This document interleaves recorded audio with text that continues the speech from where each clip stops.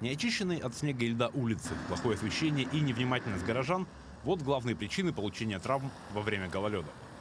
На этот период необходимо выбирать обувь с хорошим протектором и нескользкой подошвой и обращать внимание на дорогу, не ходить там, где есть явные участки обледенения. Внимание и осторожность помогут вам не попасть в статистику врачей-травматологов. В основном это ушибы, растяжения, переломы дистального отдела костей предплечья и голени. У возрастной группы это компрессионные переломы позвоночника, переломы плечевой кости, проксимального отдела бедренной кости. В случае падения и ощущения даже минимального дискомфорта следует обратиться к врачу. Трещины и небольшие переломы могут быть не сразу заметны, но со временем проявятся, и лечить их будет гораздо труднее. Люди, когда вот друзьями идут, то упал, там, они начинают его лечить. Ну, дергают руку, там, то еще. Это ни в коем случае нельзя.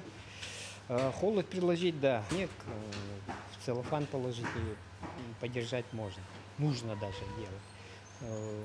Холод, как его, уменьшает сосудистое кровообращение и этим способствует уменьшению отека.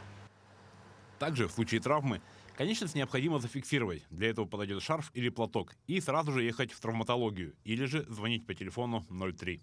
Александр Хавренко, Григорий Охлопков, Якутск.